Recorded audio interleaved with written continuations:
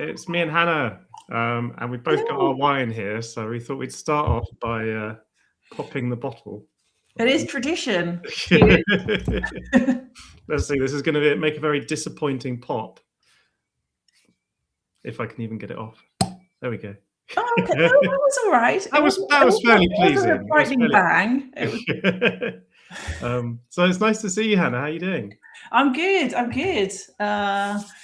Yeah, it's Tuesday. I don't know what day of the week it is these days, but yes, no, it's going to be a really fun time. I was just finishing off some of my slides for a talk I'm doing at QCon next week about the future of the software development team, and so inevitably I'm probably going to have to trash them after this call when you reveal what the future of the development team actually looks like. Well, what are you planning on saying in your talk? Not to give it all away, but well, I mean, I've completely changed my mind since a few months ago. I said, like, I just don't know a team that's ever run out of ideas or ever run out of backlog or run out of customer improvements to make, like, because I have seen it now. And so people were delivering at the speed of ideas, and I like that. I like that sort of that phrase, at the speed of ideas. Because there's no limit to like what you can build and how much you can build. What is the limiting factor is knowing if it's worth building. And I think that's a huge change. My previous job in product, we had a roadmap that probably would have taken us many years to deliver on. And I'm sure, like, because that was a very complicated product with a large surface area, I'm sure they're still working on it. But some of the startups I work with, they're getting to the end of their backlog before they figure out what's next, before they figure out if they built something good, before they've managed to get it in front of users. It's a completely different dynamic. That's interesting. So what you're saying is that because building software has become so fast now, that it's like exposing bottlenecks somewhere else and elsewhere. The back pressure on product is massive. Massive. I saw a post the other day of a team that's experimenting with a 2-to-1 ratio, 2 developers to 1 product manager. But it could be the other way around. You could need two product experts to keep a single engineer with a fleet of agents busy or more. Yeah, no, definitely. And I think it's also interesting to start to think about applying like the agents, not just to the coding tasks, but also to other parts of the business. So I had this really interesting conversation yesterday morning where, and actually I might share my screen, not to show what we're working on, but to show something else that kind of blew my mind. So let me just tee this up. So actually I'll do it here. So they sent me a link to this thing called Pulsar. And at first I was like, what? This is like the most underwhelming website that you've ever seen. Yes.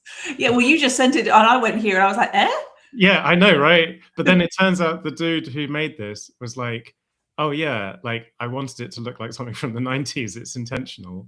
But then you can click this little banner and actually like what they've done is, what happens if I resize the window? Does that?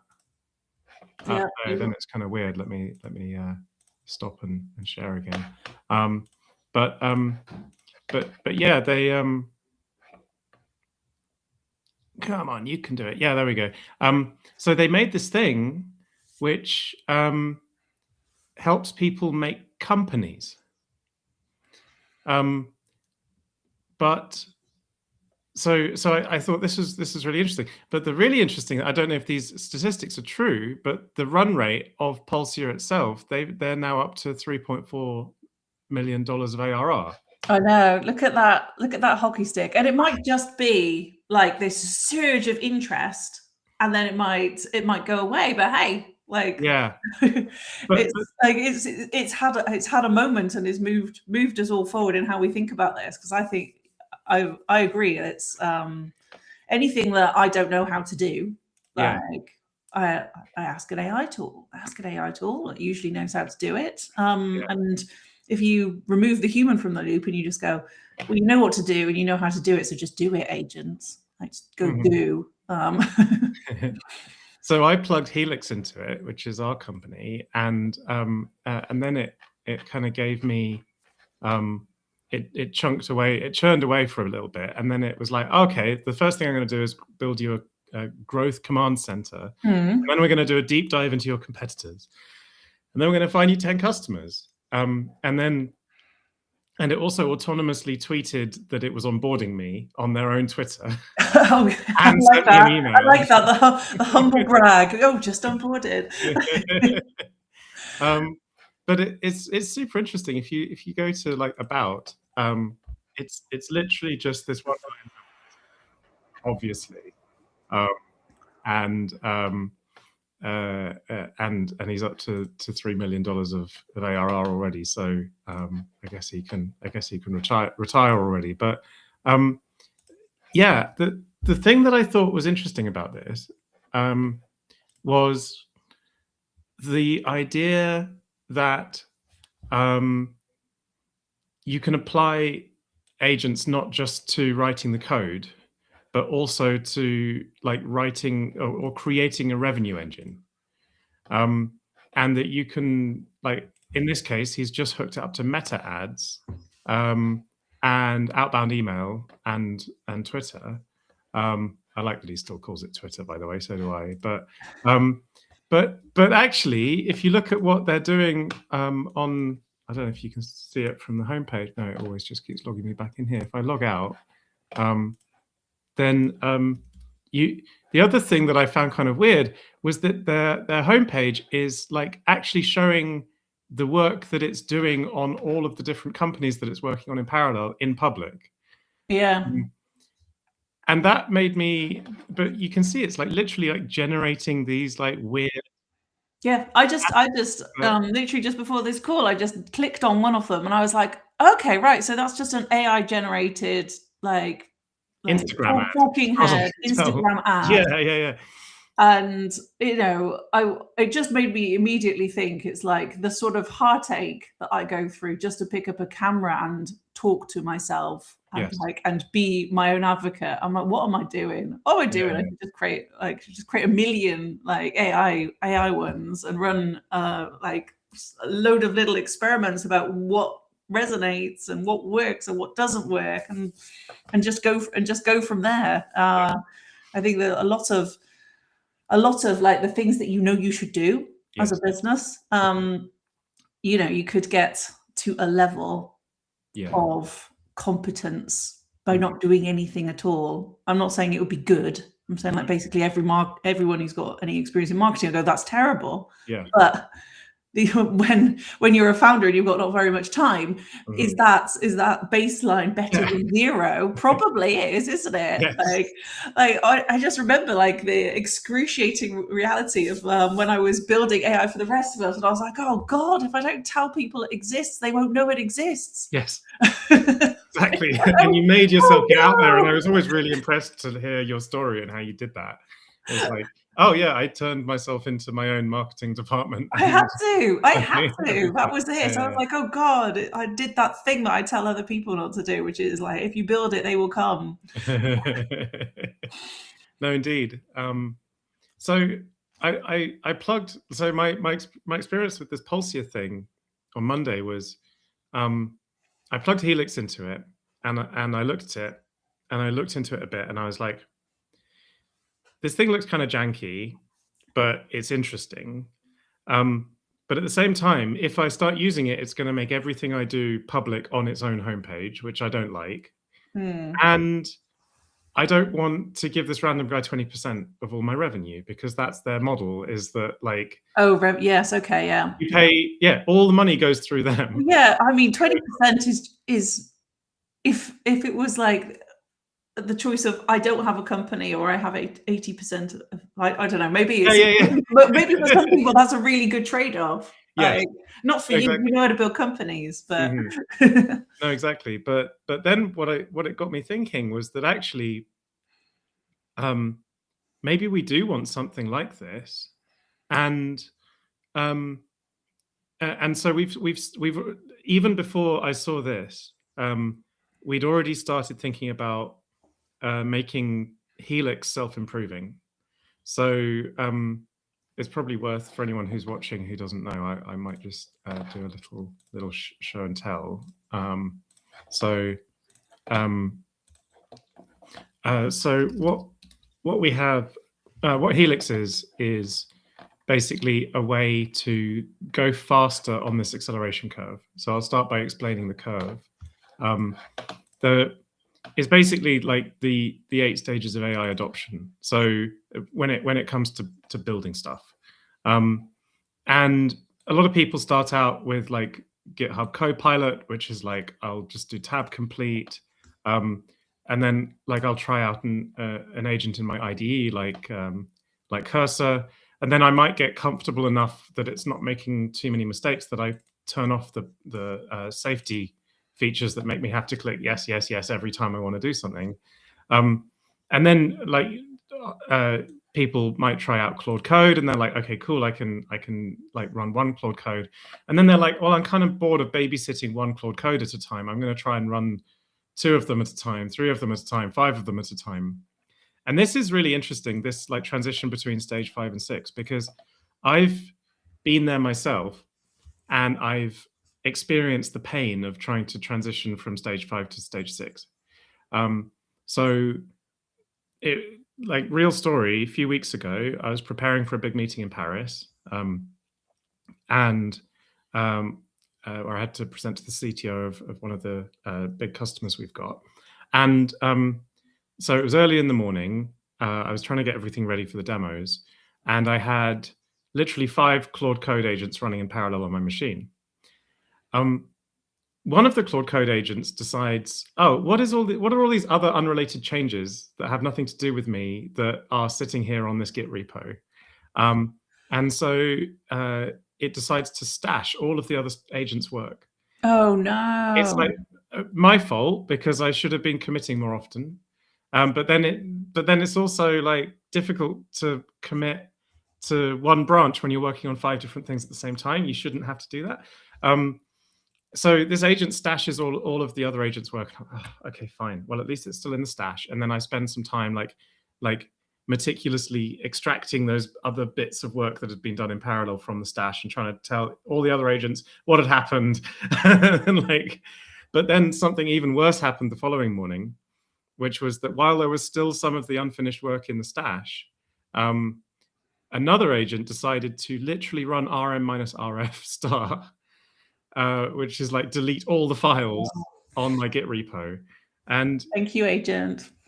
Yeah, thanks, Claude. And I mean, I thought this was just something that people joked about on LinkedIn, but actually, it really happened to me. And the worst thing about it was that I hadn't pushed the stash anywhere. The Git stash was local on my machine, so I lost everything.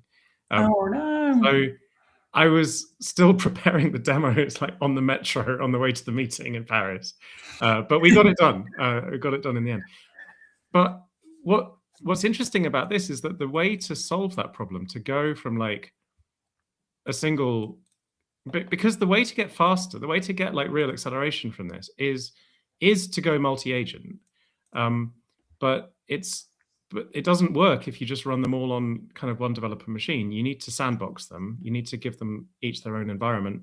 Lots of people have been messing around with Git work trees, which is like a fairly it's not a very well-known feature of Git that allows you to have like separate checkouts of separate branches.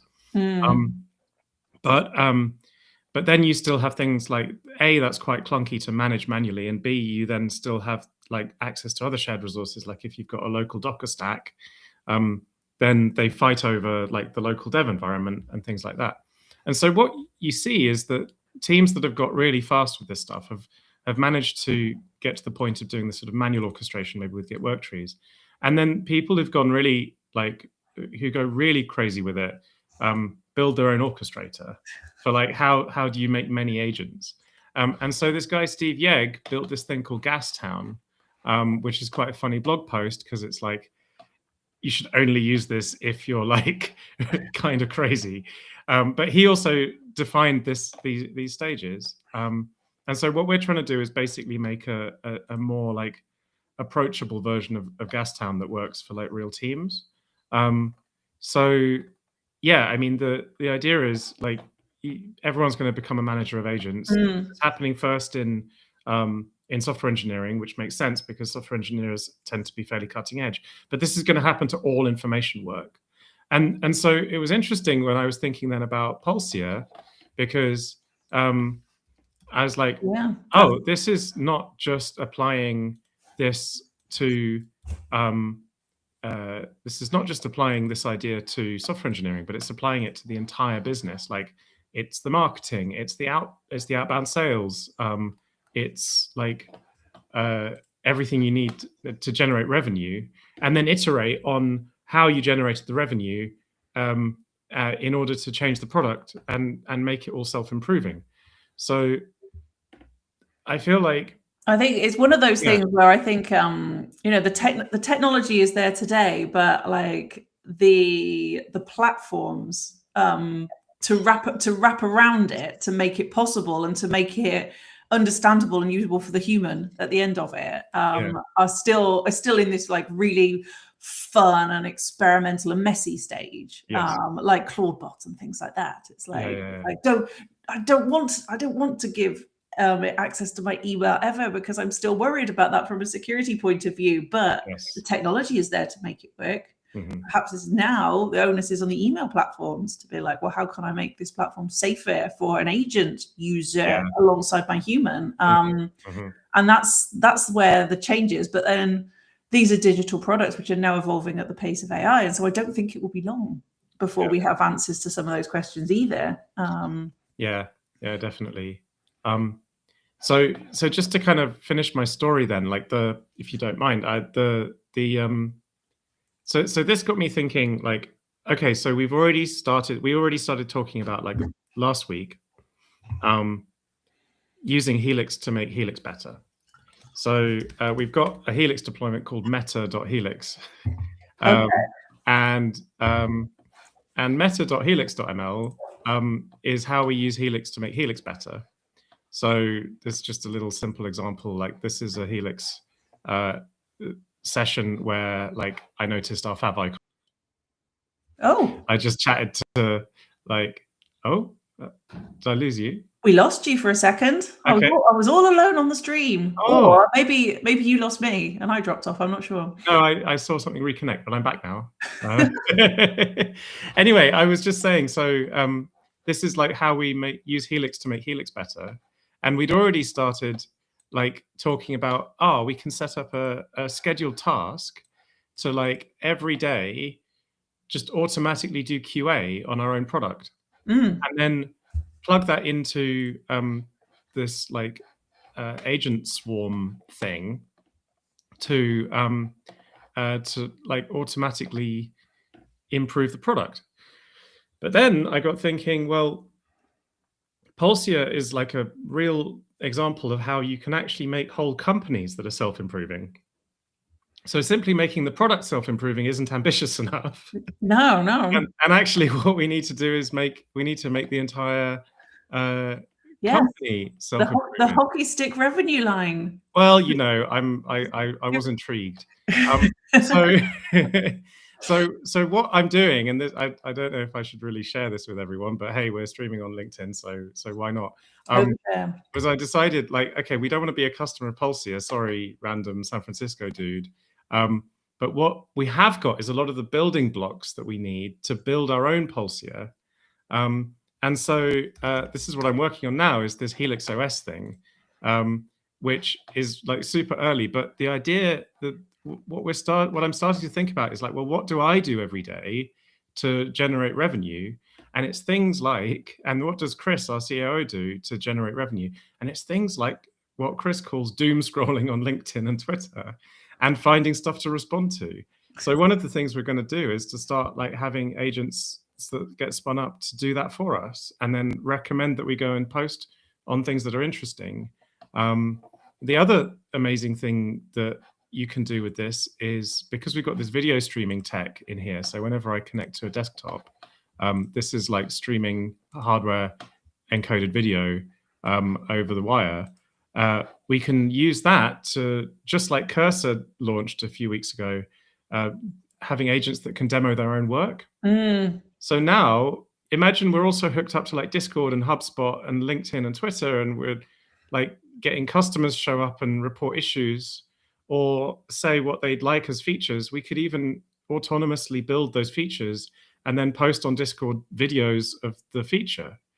And, you know, like one day we can all just go and kick our feet back on the beach while the company runs itself. That's the dream. That's the dream. Who knows? No, well, that's something that I've been thinking about as well. So, like, me and Stu have been building a product over the past couple of weeks, and I think one of the key things that I'm taking away from it is that there's a lot of like product management practices and behaviors that I need to unlearn.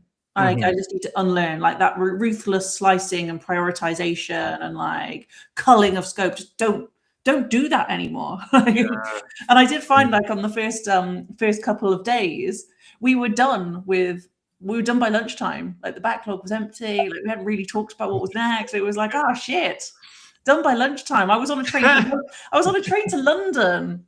Like, so I wasn't at home, and I was like, well, here's the demo in my WhatsApp of what was done today. I was like, okay, right. Like, what else can we do? And so yeah, I do think that like the speed at which you can decide what you need to build is such a constraining factor now. And then having AI to assist you, especially in a mature product, of like, what are your users actually doing on the platform? What are they not doing? What do you want them to do? Like, what are some, maybe, like, what are they searching for in docs that you like, an unmet need? Like, there's so many opportunities there to just like continuously improve your company without ever having to decide this is what we should do next. I think that's the constraining factor right now. The decide, I think. Yeah. Do you think there's a risk there where that you'll end up with sort of feature sprawl in the product if you just say like, oh, we can build things so fast now, that you'll end up with something that is almost too big because it was so easy to say yes to all the features? Well, yeah, I mean, you see that with a lot of platforms, like it's called enshittification, isn't it? Where they build, like, every good idea gets built, and like every good idea, like in its own little bubble, like moves the needle on revenue, and yet combined, you don't get like the combined impact, because like the overall effect is actually negative of every single little thing. Yeah. But I think if you make data-based decisions about like what features are of value to users and which ones aren't, then I think there are ways that you can avoid maybe like stuffing too much in. Yeah, no, definitely. I mean, maybe that's where the human touch is still so important, is like having taste. Yes. Like what goes in, and also like weighing up the various different like demands of customers or users, and having like a vision. Yes. Well, I think that is where, again, that's where this like AI is accelerating, I think, because software engineers know what software engineers want. For the most part, they've got that empathy. And why it's slower in other domains, because there's the human translation layer of like the person who's like, I have work to do, and this is how I want to work. And it's like, maybe it's not consistent because these people just haven't been served well by their software yet before, and so there's huge opportunities there. But it is easier building a product for yourself. isn't Yeah. it? And I know you use Helix to build Helix, which I wanted Well, to ask you about as well, because you're kind of dog fooding to the extreme, aren't you? I prefer the phrase "shipping your own vino." Sipping your own vino verde. Yes, okay, I believe that, though. You're not. Vino verde is obviously working. But have you found that the speed of ideas at Helix can keep up with the speed of execution at Helix? Yes, but I think that has to do with the nature of the team. So we are all, and cheers, by the way. I feel like it's I feel like it's so we're kind of a group of generalists, as in like almost all of us are technical, but we also all wear a product hat as well. So yeah, I think everyone on the team kind of, we're all sort of like pursuing our own sort of furrow in what we see as what's needed, and so we're able to do the product thinking and the engineering at the same time. Whether that's a good thing or not, I don't know, but it's worked so far. Yes. We do coordinate as well, but in a fairly ad hoc way, given that we're just like 6 people at the moment. Well, yeah, and I know that like one of the most consistent pieces of feedback you get from your customers is how responsive you are to them. So it's not just blinkers on. No. Oh, this is a good idea. I do see you all the time shipping for your customers, and I was wanted to ask about that dynamic as well. Yeah. Is there anything like are your customers using like agent swarms, and like have they asked for anything that was unexpected? Like what is happening in these, you know, not in the startup world, but in like the big enterprise sort of places? Yeah. And don't let me forget to ask you about what you're working on as well, because thank you for asking me good questions, but I want to find out more about your stuff. But to answer that question, yeah, we so working with big enterprise teams has been really illuminating, and it goes all the way from the small stuff to the big stuff. So like a tiny feature that has actually, I really like it, that I would never have thought of, was give each task its own number. Not like a random UUID, but like a number. And we're up to like 4 digits on Helix, but you know, like they're like Jira ticket numbers or something. Because actually you can remember a 4-digit number of the thing you're working on. And it's actually really useful to just have that like sort of keep track of like the entire log of things that happened in a sequential way. It also makes the branch list sort nicely in GitHub, which is tiny, but so that's one thing. Just like taking sort of practice that they have from their existing systems, like everything has an incrementing ID. The big stuff was like, for example, brainstorming in an office in Paris with one of our customers, where I find these things really help by being in person, to be completely honest.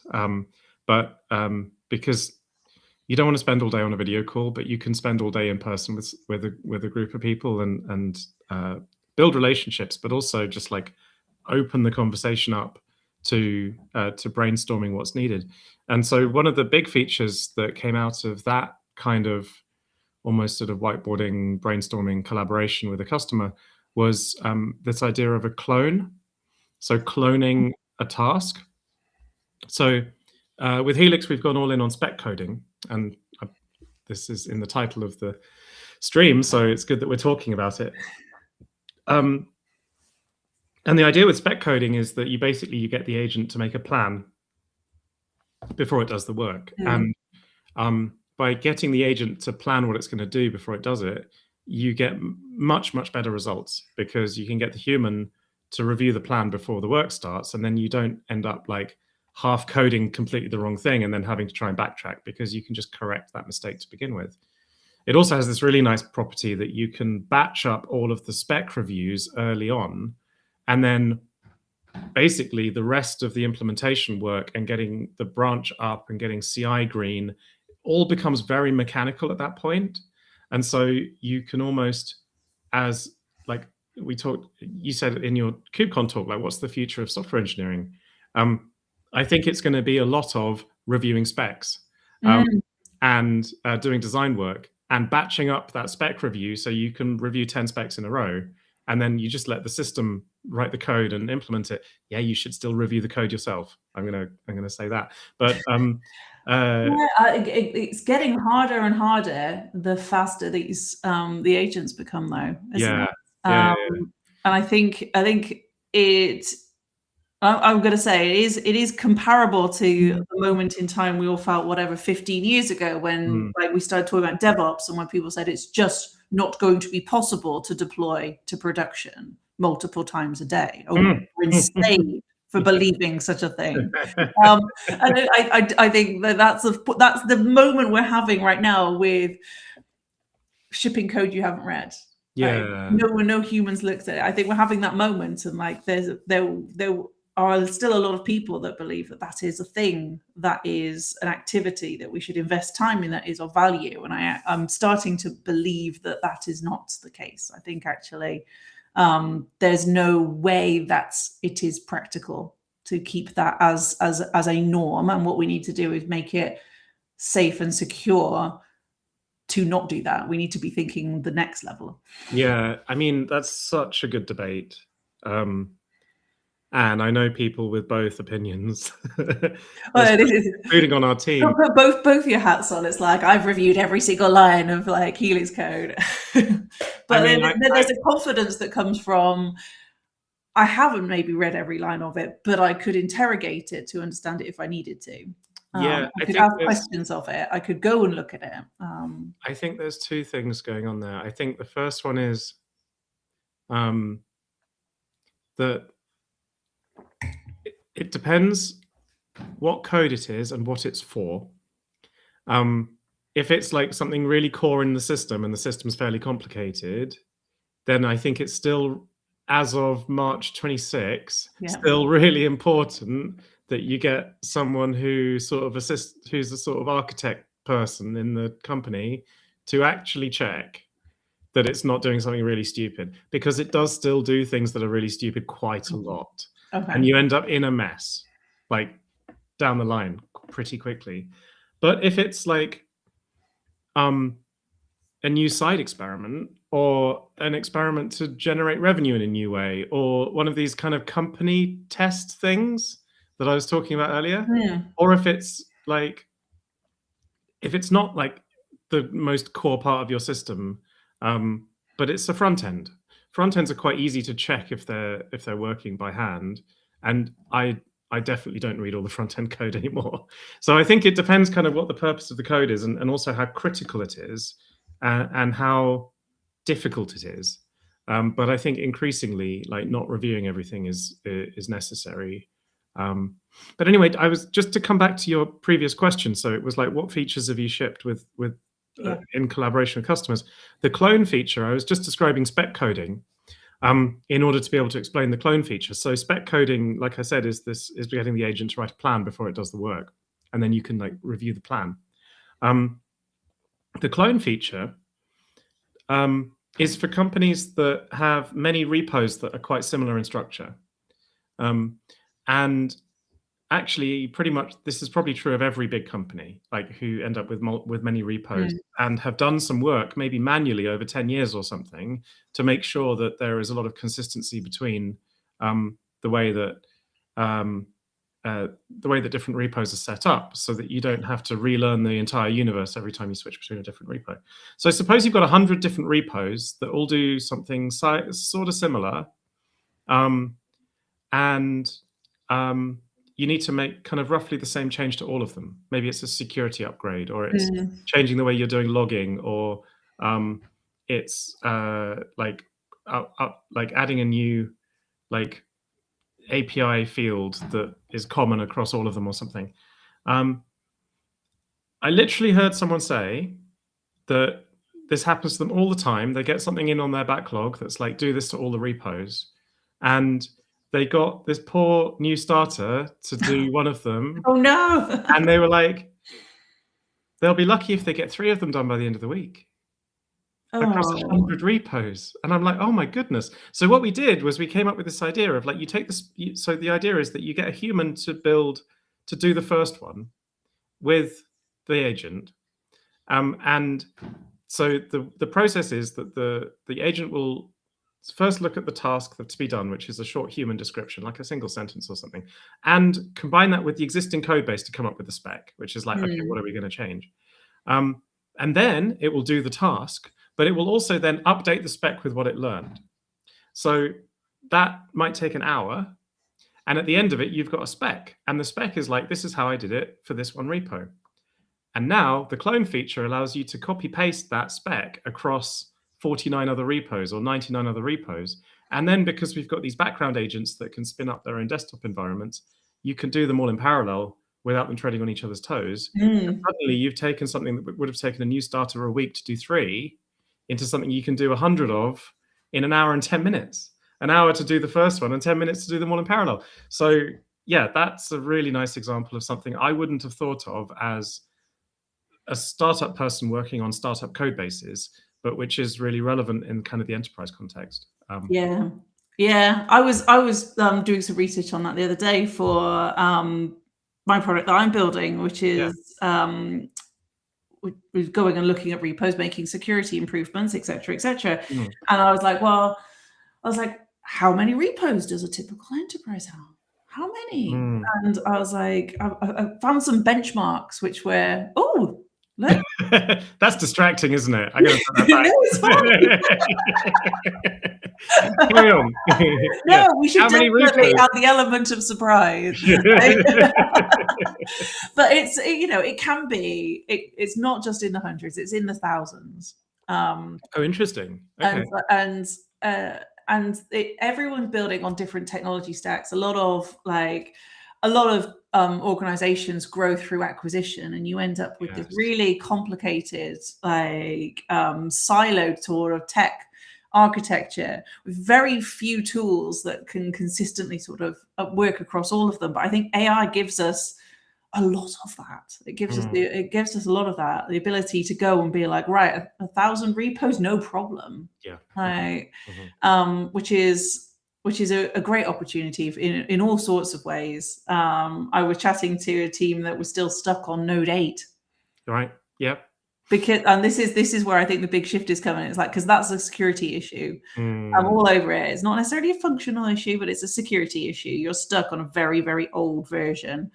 And it's coupled to the application. So the application needs refactoring, and you need to update the underlying infrastructure and it all needs to happen at once without any service interruption. Interesting. Oh, that's an AI-shaped problem, isn't it? Oh, it is. Definitely. I'm not sure many people have realized it, but definitely that's an AI-shaped problem. Yeah, absolutely. No, I think that whole upgrading major versions of things is such a good AI-shaped problem, because it's not quite rote enough that you can completely mechanize it with code, but it's tedious enough that the agents are going to do a really good job of it, and we don't want to. And that's exactly it. We don't want to, but we also work in the real world where, well, the old version of the real world where everything had to be prioritized. And if it was crunch time for a team and they had to deliver new features that the business needed, then important but non-functional changes that they just got pushed down the backlog over and over and over and over again. And you hear about it all the time. It's people are just stuck on insecure old platforms, and I think there is an opportunity, almost the same sort of shape of problem as your as your clones. It's like, well, how do we teach an agent how to do a successul upgrade in our environments? That's really interesting. So what other kind of problems have that shape, like maybe that you're looking at?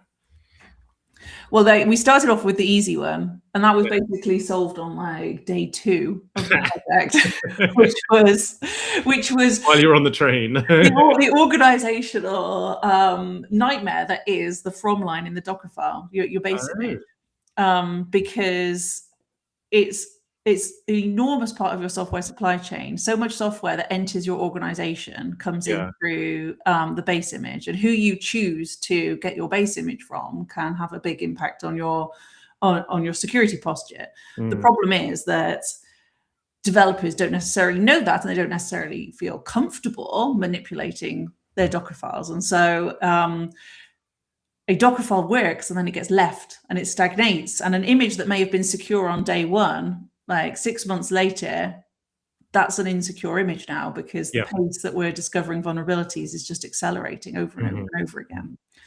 And so yeah, like you've got your security team that are like, I don't know. I know these vulnerabilities exist. I don't know what exact file I need to update. I don't know who to talk to about that. And then you've got platform teams who are curating like the standards.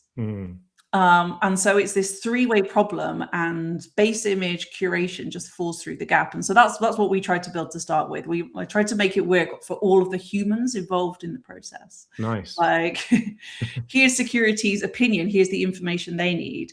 Here's how platform can help. Platform can scan every single repo, because they are the people who have access to those things. Like, a single developer doesn't have access. Yeah. A developer doesn't want to be updated every single day.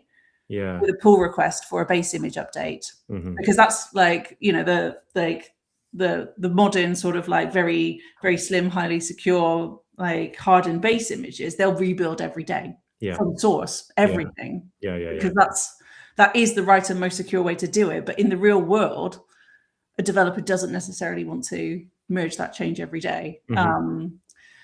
Or to have it go, or to have it pass tests, etc., etc. But you need to do it on a cadence that works for you and your team. That makes sense. Yeah, one government agency I spoke to said, I even suggested they do it every 4 weeks, and they went, is that too fast? That's too fast. It was too much. It was just perceived. They've got thousands of repos. How many Docker files in each repo? Did you research that?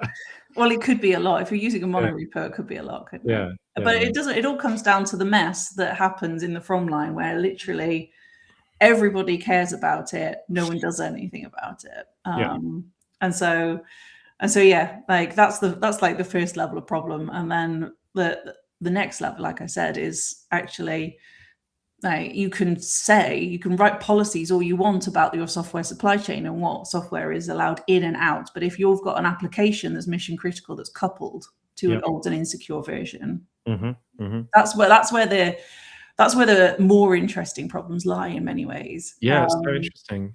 So I'm curious, what's it called? It's called BIMP. BIMP. BIMP. Nice. Yes, base image management platform, because that's all it does at the moment. Okay. Cool. Does it have a website yet? No, well, I mean, it does. If anyone's watching this, I'm not sure how many people have stuck with us for 43 minutes of chat and wine, but it will have a website.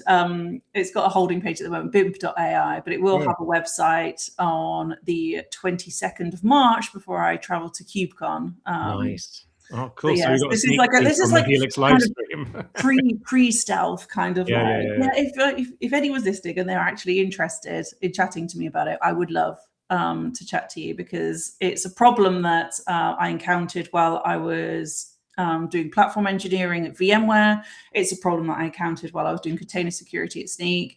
It is mostly an organizational challenge today, but it's a very easy one to fix, in my view. It's an easy one to fix, and we can't really compromise on the basics of security hygiene now, because Claude Code can hack you. The Mexican government leaked, I don't know how many like citizens' data, because a hacker had Claude Code at their disposal, and they found a route in. Trivy, a security tool, was hacked because Claude Code found a token that shouldn't have existed, like a long-lived token, and abused it. There's more threats than ever. And so the easy stuff is like, it's like table stakes, get this stuff right. And when I talk to people in the real world, like they just sigh and they go, we're fucked. You don't have to be like. No, we don't have to be. No, we don't have to be. Well, I do know one person who's definitely watching, because he shared this earlier. So Phil posted this on Slack earlier, and we are live on this massive screen in Phil's new conservatory. Oh, I love it. I love it. Hi, Phil. Phil, you only live down the road from me. When are we having a conservatory party? Or is it more of a barbecue kind of thing for the summer? I have to book that in. 100%. Yes. Come up and visit us, the Yorkshire clan. Nice. So I'm curious then, BIMP, how does it deliver updating the base images, and how does it make sure that things carry on working when they get updated? So it's very simple at the moment. It's a rules and it's a policy engine that goes, I see you're running insecure thing. I have a better answer for that. I'm gonna open a pull request. Is that based on sort of known CVEs? Well, yes. Although I'm not asking you to give away all your secret sauce, by the way. No, but this is another sort of like source of debate, because I don't think debating CVE counts and severity of CVs is a very useful time spent for anybody anymore. Yeah. Because there are so many, and if you can fix them, then why wouldn't you? Why shouldn't you? And so the product is oriented around the action that it takes to continuously remediate, rather than putting the human in the loop and saying, make a decision if this critical or if this medium CV matters. Like a lot of security tools have organized themselves around assessment of risk. Yeah. But I don't think that is necessarily useful. I think all risk is unacceptable in an age of agentic hackers. And so it's the action that you need to orient yourself around, which is choose a reputable supplier of your software. You know what I mean? Like and in our case, we're focused on base images today. It might be packages, libraries, whatever tomorrow. But choose a reputable supplier, trust them, keep it up to date. As fast as your organization can manage, and then work on making it faster. Yeah, that makes a ton of sense. And then I guess are you relying on the existing CI/CD in the organization to test that the resulting image works? Well, yes, but then there's a whole load of opportunity there, isn't there? Because you will there will be breaking changes especially if you upgrade major versions. So you can't just slam an update from node 8 to whatever we're on now. What are we on? Node 14? I don't know. I don't know. You can't just slam an update into a Docker file like that. That's not going to work. Everyone's going to be very mad. We're on 24. Wow, I'm really out of date. 14. God. Yes. Okay. So no, you're not. But you have to hope that the teams that have got these more sort of interesting migrations to do have got some better tools at their disposal, and then you can work on skills, you can work on tools that you can give these agents to actually get through that faster. That's where we're kind of aiming to talk about this very early days, so that we can uncover the patterns for success alongside our customers and make them available to everyone. That's interesting. That's the mission. Yeah, I mean, I just realized that there's actually a common theme between the things we've talked about today, which is that I talked about how this enterprise customer was interested in being able to automate security updates and then roll them out across all of the different repos. You're talking about a form of automating security updates, which is updating the base images. But then we've also talked about automating QA. Yes. And I think there's a huge opportunity there, because like human QA people are brilliant and they should keep doing what they're doing because they're really good.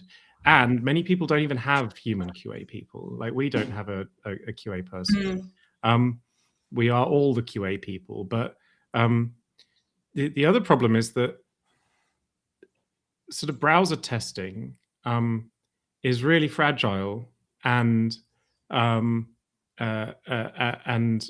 really just a royal pain in the ass, if I'm completely honest, because in my experience, you're like, yes, end-to-end tests are good because they prove the actual value in the product is still working from 1 hour to the next.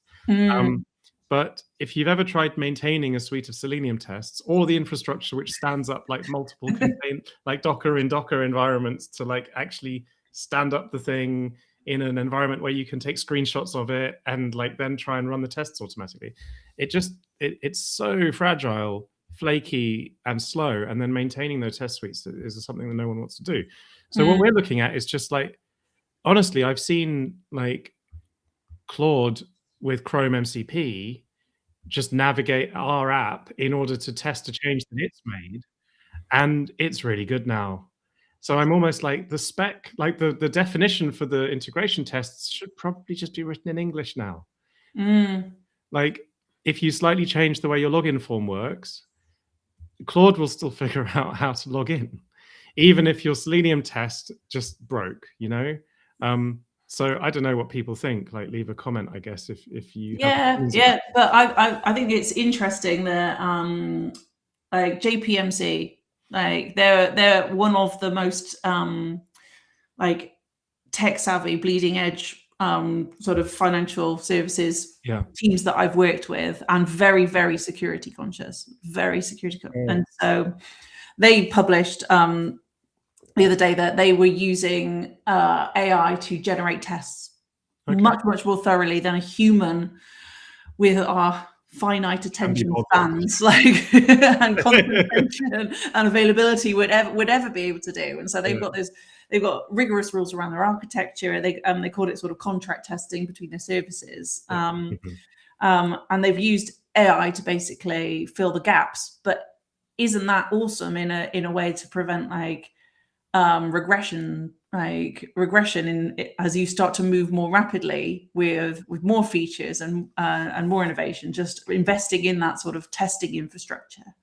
I think that's a solid strategy if you're in that situation, like you said, if you're in that situation where it's like, oh, the current test suite is really flaky or manual, which is not great. If it's manual, then your bottleneck is just going to move to that point, isn't it? Like, but I do think that's it's a great way to start with AI coding, and it's also a great prerequisite for unlocking a lot of velocity from AI coding, because if you can't be sure that you're not going to break production, you're not going to be able to move quickly. Yeah, no, definitely. And I think this might be a good point to just shout out to a friend of mine. Actually, he's just he was one of the original co-founders of Docker, and he's just gone back in to do another startup called Mendrel, and they're working on automating fixing CI with AI. And all of these areas are this is Sam Alber, and all of these areas are, you know, like each one of them can have like a massive successful company like that's like automatically updating the base images and plus whatever you end up like taking that onto, or making the CI work, and maybe all of these things will work together quite nicely in the end. Yeah, well, I think so. And it's like I don't actually think that like the software development process will be as linear as we kind of think about it now. Because it can't be. There's going to be so much change pushing through through the system all the time that we can't think of it as linear. Like we can't think of like, oh, what's the last like release? There's not going to be such a thing. But I think that the teams who are going, yeah, that old way, it doesn't work anymore. Here's how we're designing for, like, when we were talking about BIMP, like, Yeah. my fourth user persona was the AI agent, right? So it's developers first, don't piss them off. It's security, give them what they need to succeed. It's platform, how are you going to offer more value from your internal tool sets? And then it's the AI agent that hopefully is going to do all of the heavy lifting for you. So you just have to look at your dashboard and go, oh, everything is well. I'll have another margarita on the beach. Oh, everything is well. This is Hannah's dream. Everything is well. Yeah, no, I agree. The problem is, though, that the dream is that you just kick back on the beach and everything's great. But I see more and more people writing about how AI is just making them work harder and harder and harder, because it's like everyone's going so fast now that you just have to keep up. And well, I know. And yourself fast and keep going.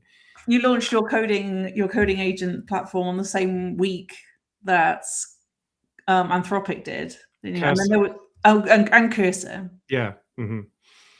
Yeah. Cursor put out like streaming desktops 3 days before we managed to launch ours. But it's massive validation, though. Like, yeah.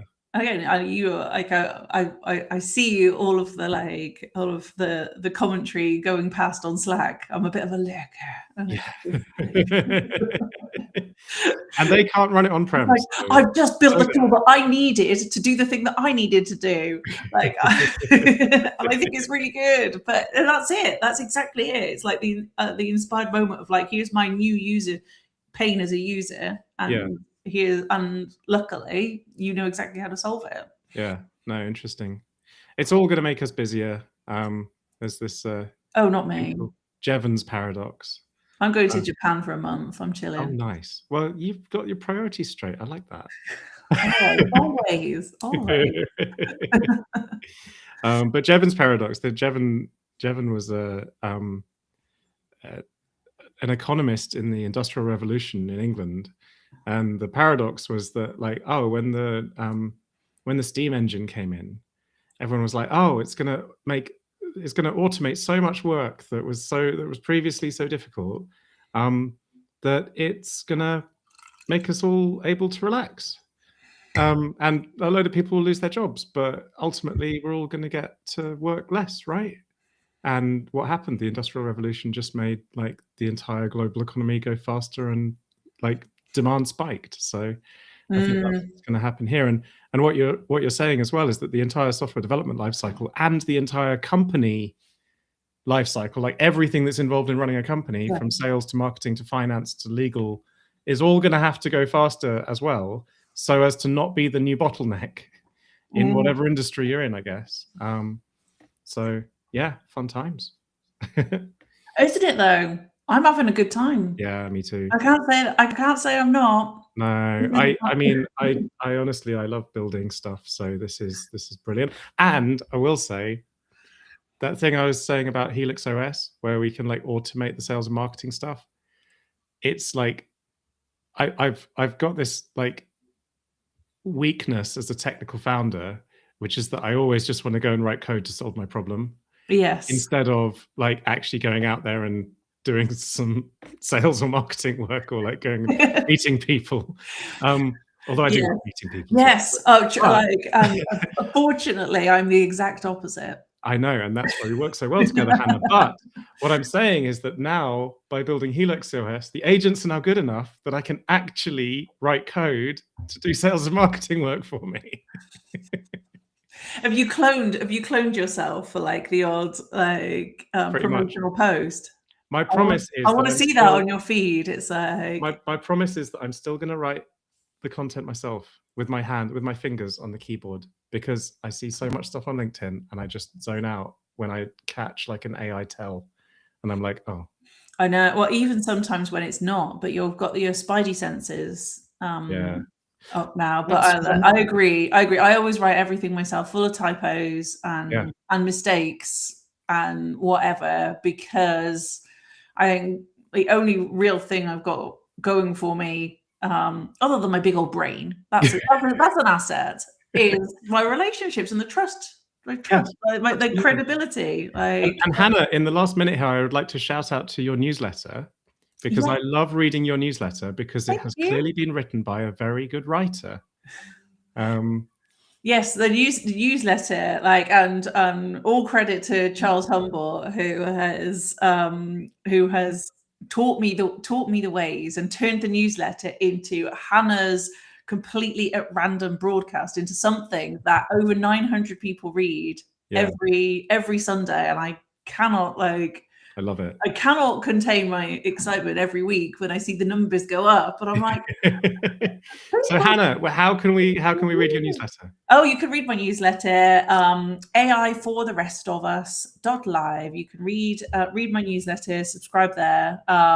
It's every Sunday at 10:30, and it's just basically a roundup of some of the more interesting AI news from the week, and an awful lot of opinions from Yeah. me and Charles, who luckily have somewhat decent opinions on things.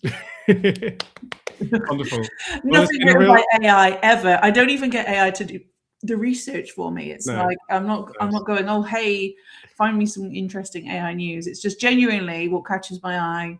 Yeah, The doom scroll, like what do I yeah, find interesting? My section is inevitably always about agentic coding, the future of software development, cybersecurity. And it's like sometimes you just have to be honest with yourself. It's yeah. like, oh gosh, like I guess that's what I do. Mm, no, I awesome. guess that's my thing. Like this is what I read in my spare time. So what I wanna know now is, which of us drank the most wine? Oh, okay. Right. I am. I'm there. Oh, we're Oh, we're both. about the same. Oh, are we? I'm below my label. Yeah. Oh, yeah, okay. Oh, well done. Is your bottle? I actually need to bounce. I need to, but No. Like, lovely, we've been lovely going to for an hang out. hour. There's Yes. no way that anyone's still listening. It's fine. We can You'll be say what we surprised, want. Hannah. Take it easy. Oh, Cheers. see you Thanks so soon. much. Bye. Bye.